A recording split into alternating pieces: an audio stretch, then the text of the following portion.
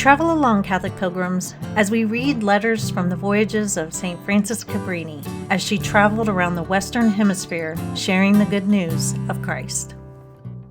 Hello, Catholic pilgrims, and welcome back. As the steamer lifts anchor and begins the journey, Mother Cabrini has a bit of a reunion with two priests on board. At first, they don't quite recognize each other, but then the pieces start to fall into place. One of the priests is the Provincial of the Scolopi in Buenos Aires. So Scolopi is a religious order also known as the Piarists.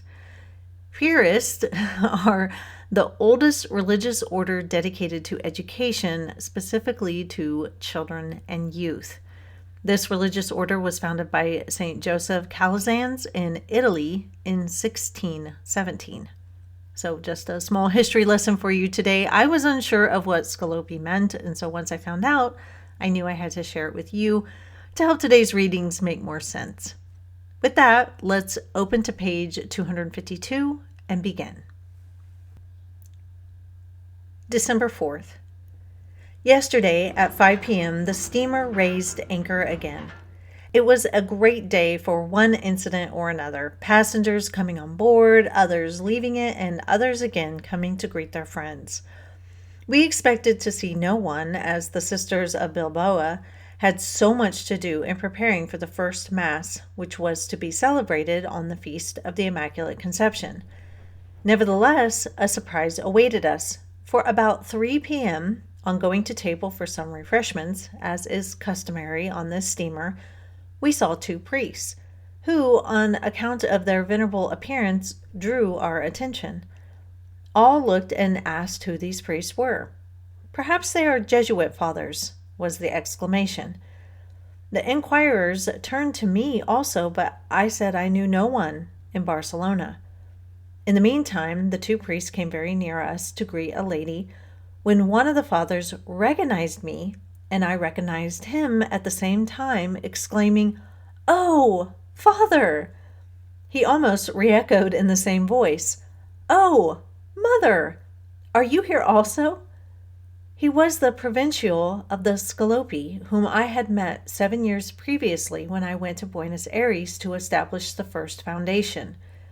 He is a man of fervent spirit and greatly aided me during my first difficult moments. The other was the Reverend F. Miracle, who was in very poor health when I saw him in Buenos Aires, but now appeared so well restored in health that I had to look at him twice before I could recognize him. Then he went to find Reverend F. Terradas of the same congregation, who had just returned from Panama, where I met him 6 years ago.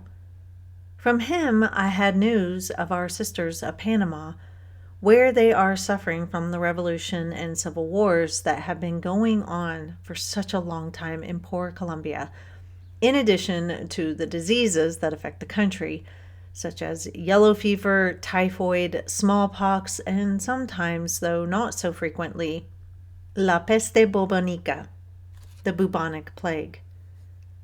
For 3 consecutive years they have suffered all these ills, but God's wrath seems to be appeased now, though the war still continues. The admirable providence of God has so far preserved our sisters from all ills, and besides being able to continue their work in the academy, schools, and catechism classes, they also make scapulars of the Sacred Heart with the word "cease" on them, to give to the sick and the soldiers. The scapular works wonders, and every letter we get from our sisters gives us news of the prodigies thus worked and obtained. Faith, what wonders it works! Many say that these people are superstitious and that their faith is not deep, but I say it is very good, and that their faith is rewarded with greater prodigies than elsewhere. They believe with simplicity, and this is one of the wisest qualities of the true believer. They are ignorant, it is true, but they have good reasons for their belief. God has infused the faith into their souls, and they show every good will to become instructed. No, the faith of the people is not to be despised. One may not be able to express why he believes. He may not know how to defend his belief, but he does know the reason of his faith. How many illiterate souls, by reason of the purity of their hearts, have raised themselves to God in sublime contemplation, thus showing that those mysteries that are superior to science and to the mind are not superior to the greatness of the human heart. No, the mind does not understand the mysteries of our holy faith, but the heart, that has the gift of faith, feels rather than understands that they are the mysteries of love. Yes, the Holy Trinity, the Incarnation, the Holy Eucharist are mysteries of a God of love, of a God who is a Father to us, brother, victim, and food. These mysteries are proofs of an infinite love. The heart feels the truth because it must be infinitely loved. O faith, O most holy religion, what great good you have brought to humanity!